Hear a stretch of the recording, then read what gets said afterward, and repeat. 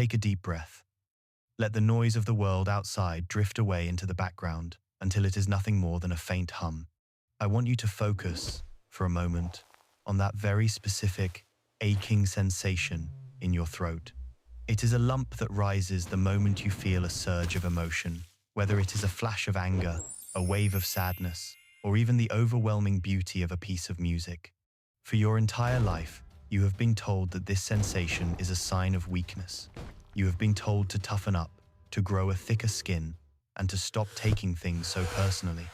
You have spent years apologizing for your tears, feeling like a fragile dandelion in a world built of concrete and steel. You have probably wondered, in the quiet hours of the night, if there is something fundamentally broken within you.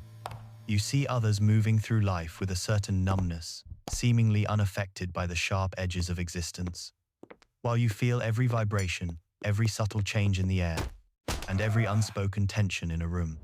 But what if I told you that the diagnosis society gave you is fundamentally wrong? What if your sensitivity is not a defect, but a high-performance biological radar system that the world desperately needs? In the behavioral psychology lab, we do not look at feelings as flaws. We look at them as high-resolution data.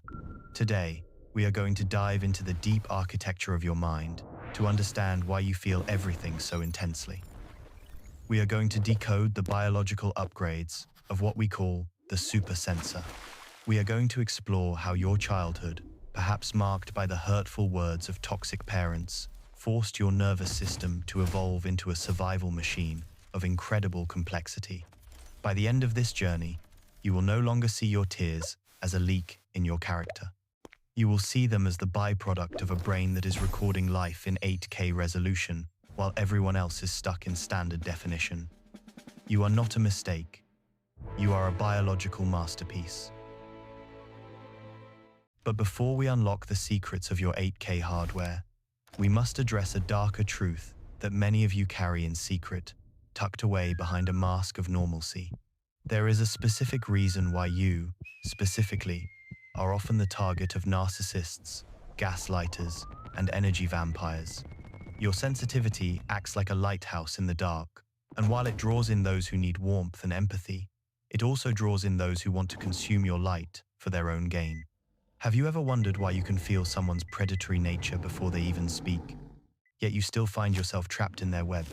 We will discuss the specific psychological trap that supersensors fall into and how to use your radar to build a fortress around your soul.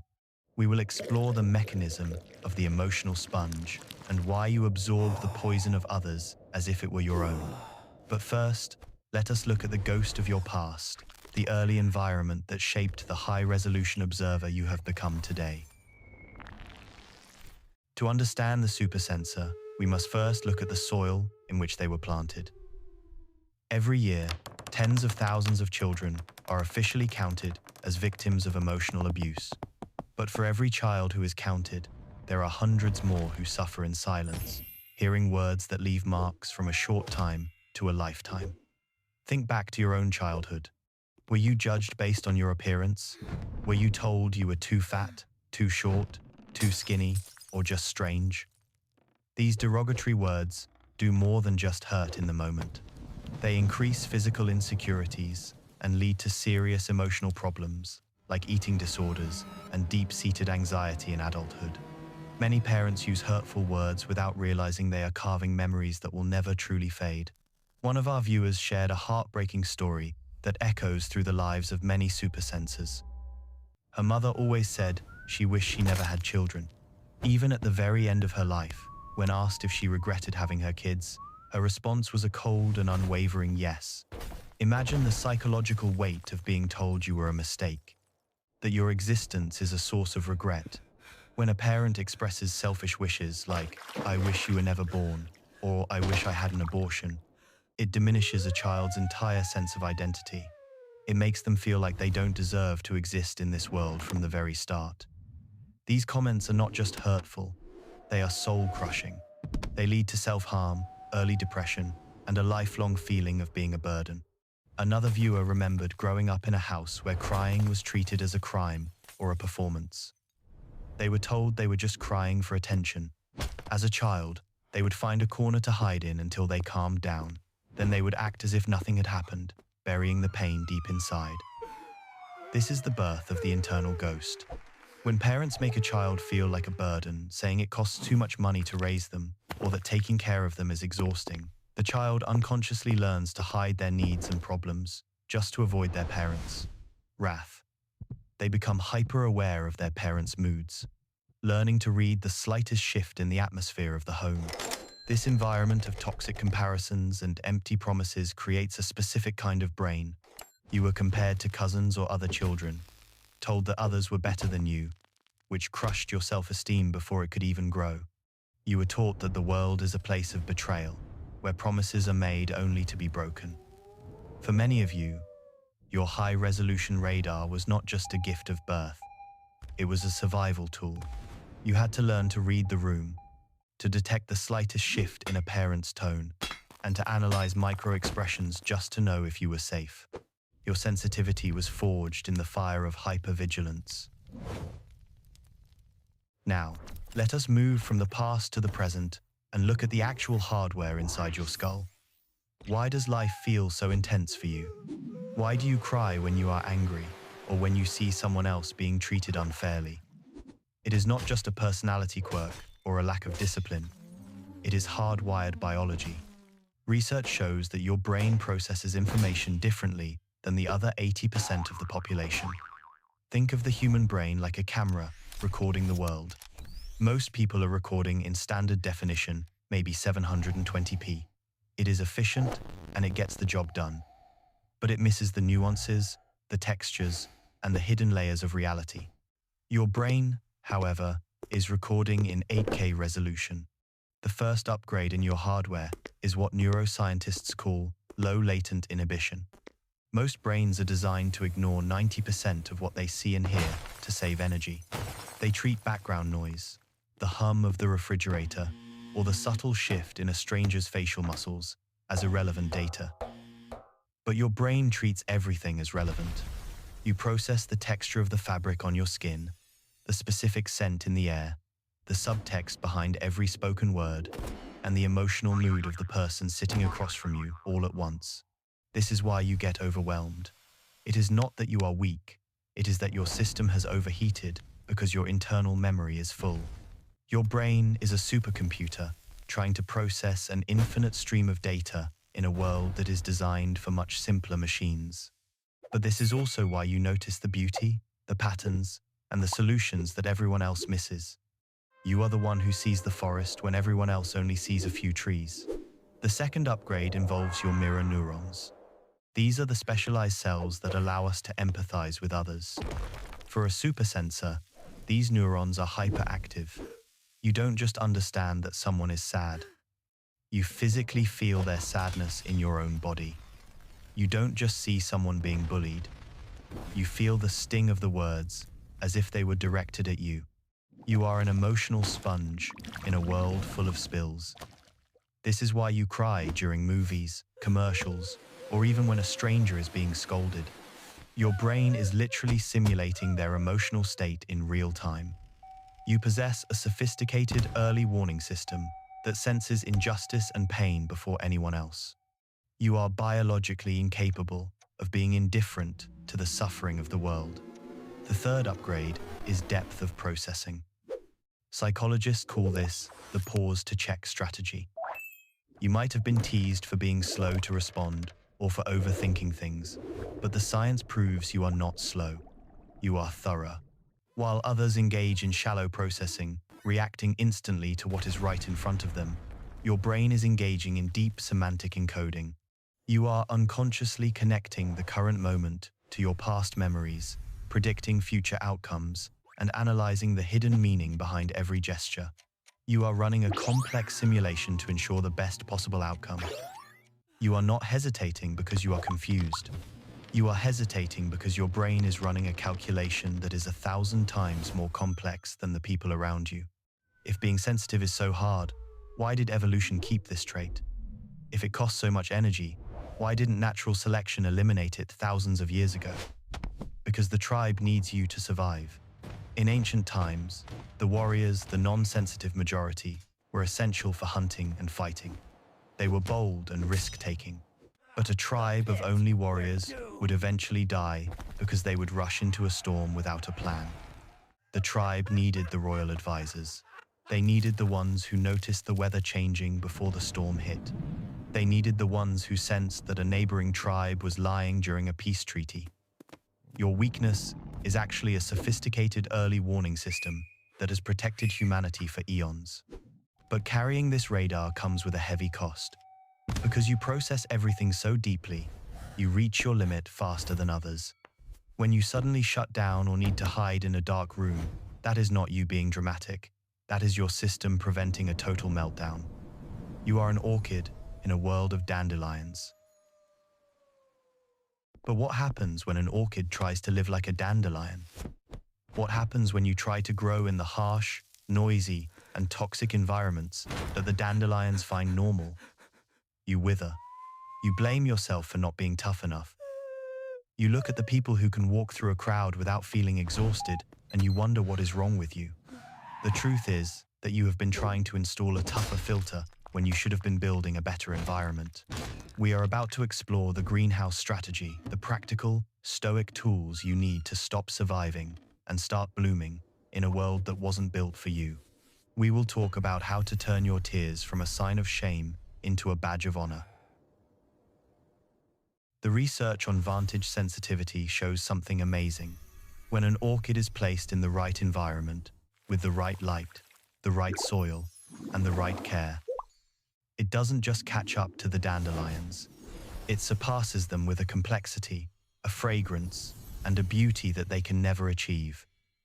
You don't need to toughen up to survive the sidewalk. You need to move yourself to the greenhouse. The first step is to stop trying to install a tougher filter. You cannot change your biology, and you shouldn't want to. The world has enough numbness. It has enough people who don't care. We need your ability to feel, but you must protect your gift. This means building ironclad boundaries. If someone in your life constantly calls you too sensitive as a way to dismiss your feelings or to escape responsibility for their own cruelty, understand that they are the one with the defect. They are the ones who are missing the hardware to see the world in full color. You must be ruthless in curating your inner circle. You are an orchid, and you cannot thrive in toxic soil. Second, embrace your silence. Many supersensors are what we call online ghosts. You watch, you listen, and you feel everything, but you rarely post or engage in the noise. Psychology suggests that this silence isn't empty. It is a sign of immense strength and deep processing. Stepping back from the constant feed of the world is often the healthiest thing a supersensor can do. Honor your need for quiet. Do not let the loud voices of the world convince you that you must be loud to be heard. Your power lies in your observation, not your volume. Third, reframe the way you see your tears. Think about the student who was humiliated by a teacher and couldn't stop crying in front of the whole class. Think about the physician who cries alone when a patient passes away because she feels the pain of the family. These are not signs of fragility. They are signs of profound humanity. When the tears come, do not see them as a failure. See them as your body's way of flushing out excess stress hormones and preventing your system from overheating. Crying is a biological release valve. The strongest people in the world are not those who never cry, but those who are brave enough to be vulnerable in a world that demands they be cold. Fourth, trust your depth. You might feel stagnant while others learn quickly, but that is because you are pondering the hidden details that they are too shallow to see. You are not slow. You are nuanced. Use this thoroughness in your work, your art, and your relationships. You are the person who sees the solution that others miss because they are too busy reacting to the surface. Your environment dictates your bloom. If you grew up in a toxic household, you were taught to hate your sensitivity. You were taught to see it as a curse. But once you curate your life, once you choose the right people and the right surroundings, you will realize that your ability to feel is your greatest superpower. You are the chosen one because you carry the flame of empathy in a world that is increasingly cold and automated. You are the bridge between the logic of the mind and the wisdom of the heart. To be a super sensor is to be a guardian of the human experience. It is a heavy burden, but it is also a sacred one. To conclude, I want you to remember a powerful quote shared by one of our viewers. An axe will not remember every cut it makes, but the tree it falls will remember them all. Many of you are those trees, carrying the deep scars of words like useless, loser, stupid, or mistake. You remember the empty promises of parents who were never there. You remember the times you were told you were only crying for attention. But I want you to look at yourself today. Despite the sticks and stones, and despite the psychological wounds that others said would never heal, you are still here. You are still feeling. You are still capable of love and empathy. That is not weakness. That is an incredible, quiet, and unbreakable strength. You do not have a defect. You are seeing the world in 8K resolution. You are the watchman on the tower, the advisor to the tribe, and the soul of humanity. If you have spent your life feeling like an outsider, like a ghost in your own life, know that you have found your tribe here at the Behavioral Psychology Lab. We are the super sensors. We are the ones who feel the pain of the world, who cry at the beauty of a single flower, and who process life with a depth that is rare and precious. Consider how your life would change if you stopped apologizing for who you are. Imagine a version of yourself that no longer looks at your tears with shame, but with respect. Your sensitivity is a bridge to others. It is the reason you are a better friend, a more creative soul, and a more profound thinker. In a world that is increasingly artificial, your genuine emotional response is the most authentic thing you possess. It is the anchor that keeps you connected to the truth.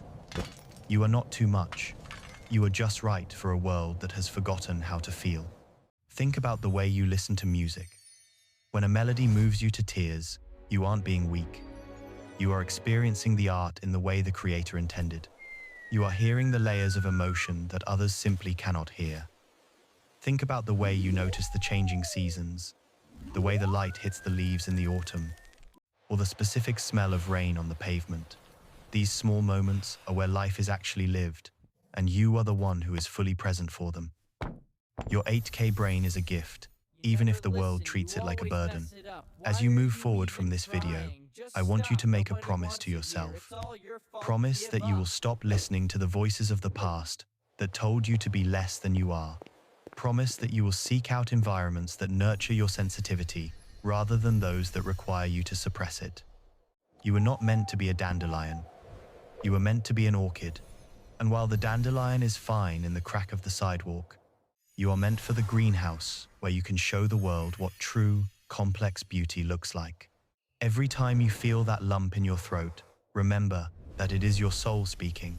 It is your biology reminding you that you are alive, that you are human, and that you care deeply. Never let anyone take that away from you. Never let anyone convince you that being numb is a form of strength. The world has enough people who don't feel anything. What it needs is more people like you. It needs people who notice the suffering, who celebrate the joy, and who are brave enough to be vulnerable in a world of masks. If you are one of the online ghosts who has been watching in silence, I invite you to leave a small mark today.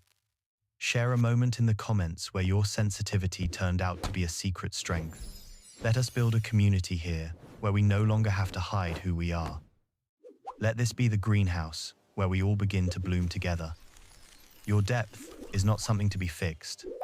It is something to be celebrated. Your tears are not something to be ashamed of. They are your badge of honor in a battle for the heart of humanity. You have survived the toxic words, the cruel comparisons, and the constant invalidations. You have kept your heart open in a world that tried to force it shut. That is the ultimate act of defiance. That is the ultimate act of courage. You are the watchman on the tower, and your vision is clear. You see the world in all its complexity, its darkness, and its brilliant light.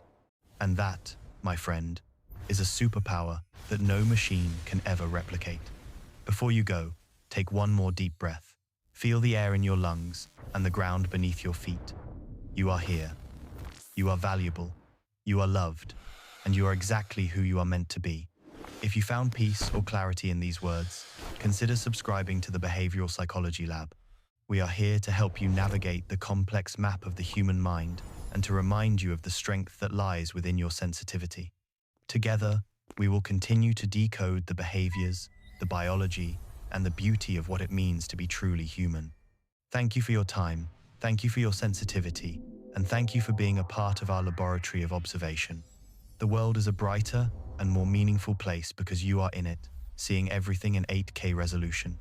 Until next time, keep observing, keep feeling, and never apologize for the magnificent depth of your soul. We will see you in the next deep dive. Goodbye for now.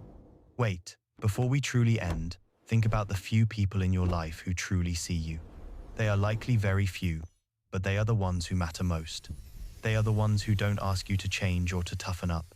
They are the ones who sit with you in the silence and don't feel the need to fill it with empty noise. Seek more of that. Seek more of the quiet, the profound, and the real. Your life is a masterpiece in progress, and every emotion you feel is a brushstroke on the canvas of your existence.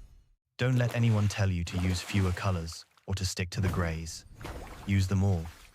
Use the dark blues of sadness, the bright yellows of joy, the deep reds of passion, and the soft greens of peace. It is your canvas, and you are the artist. Your sensitivity is your brush, and your heart is your palette. Now, go out and create something that only a super sensor could. Something deep, something honest, something beautiful. The world is waiting for your unique vision.